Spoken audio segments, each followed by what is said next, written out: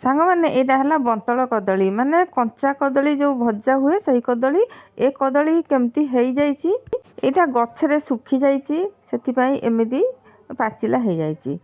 आउ ये पाचिला खाई हेनी पाचिला खाइले बिल्कुल भी भल लगे हाँ एमती पाचि जाइए पाचिला कदली भाया खाईदे बिल्कुल भी भल लगे तो आमर भी एमती गचरे सुखिकी एमती पाचिला भाया हो जाता कंचा कदलीटा तो खाइले तो जमा भल लगलानी ताकू भाविली गोटे रेसिपी करने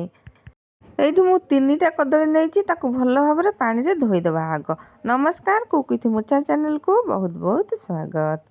गछरे रहीकि धूली भूली पड़ा भल भाव में न धोइले से धूली रही से भल भाव में आग धोई नवा तापर एमती कपड़े पोछि नवा एमितिरे तो कदली पाचिला भली होइकि नसिला भलिया होइछि जदि न पोछिबा से पानी छाकुछाकु हबो तो सेतिपा आमे ताकु भल भाव में पोछि नवा आ कदलीटा बिल्कुल भी पची नथिबो सेमिति भल भल कदली देखिकरी नेबे। एठी मु तावा गरम करदेली तापर कदली को पकेली एथरे बिल्कुल भी तेल दबा दरकार नाही सेमिति ही खाली पकेकी ताकु टिके घोरै दबा एमिति घोरैले कोन हबो कदलीटा टिके सिझिला भलिया हबो आउ ताकू 2 मिनिट 3 मिनिट पाखापाखि जमती हम पुणी ताकू नौटेबा बाहर करके घोड़न को पुणी नौटेबा एमती भाव में आम ताकू भल भाव में कौन करवा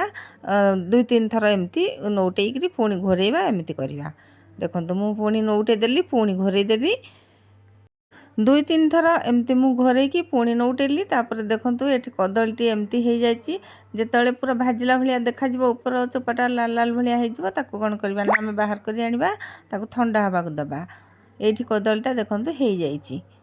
तो एमती कंचा कदली जितेबाला एमती पाचिला भाया हो जाए से कौ कूल को हुए एपट हुए ना सेपट हुए खाई हुए ना कौन कर हुए ताकू कौन करा हुए फोपड़ा हुए जदि भी गचरे पूरा पाची थी पूरा मीठा नागुथो तथापि भी से खाइबा को भल लगे तो ये कदली ठंडा हो जाए चोपा को मुझे छड़े नौची।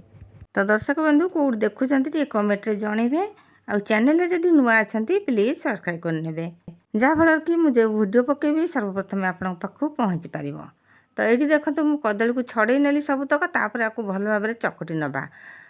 आसला कदलीर रेसिपी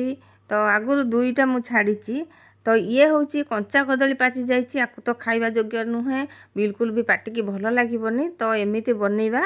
तो ये देली भल भाव में चकटी सारिकी स्वाद अनुजाई आम लुण देवा माने कदली अल्प लुण पड़ो बेसी लुण पकेले से लुणिया हो आउ एडी खंड अदा को देखो छेचिकी आनी ये देवा आम मन मुताबक जिते प्रकार पकई पारिबा। देखंतु कंचा लंका हो लाल लंका गुंड हो एडी भेसुंग पत्र आउ जदि आंब कसिया अदा थिबो सेतरे पकेबे पियाज किछि काटिकी पकेली आउ एथरे देदेबा धनिया पाउडर हो जीरा पाउडर हो धनिया पाउडर देबेनी जीरा पाउडर पूरा कम मात्रा रे देबे टिके नाउर मु देली गोटे 2 चिटकी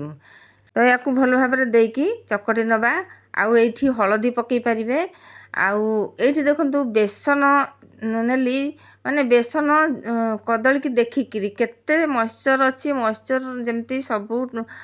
पलैज से अनुसार देखिए बेसन देबे बेसन टिके बेसी खाइबो तो बेसन देदेले आउ आमे रेसिपीटा आमर बहुत ही बढ़िया हम देखु ये देदेली आउ ये हलदी पकेनी कॉर्नफ्लावर पकेनी तो दरकार हेले मु आगो को पकेबी मु देखुली तो देखु ये पकेली आउ टिके टिके कला अंश देखा हो जाउची कारण कदली तो निश्चय कला देखा हेबो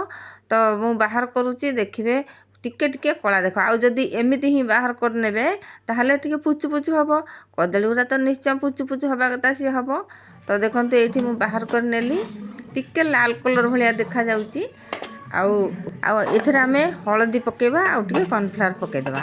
तो बढ़िया हम आहुरी कलरटा भी भल देखा हम ये देखु टिके नाउर हळदी आउ गोटे चमच कॉर्नफ्लावर पकईकरी ताको भल भाव में मिसेकी पुणी ताको कौन करवा छाणी नबा तो कॉर्नफ्लावर पकेले टिके मुसमुसु हम आउ सेमिति ही किछि बेसी असुविधा नथिला बेसी पुचु पुचु हेई नथिला तो या देहरे चाउल गुंड भी टिके पकईकी जदि करेंगे सी टिके मुड़ मुड़ मुड़ मुड़ भली हम हेले टे टाण हम चाउल गुंड पकेले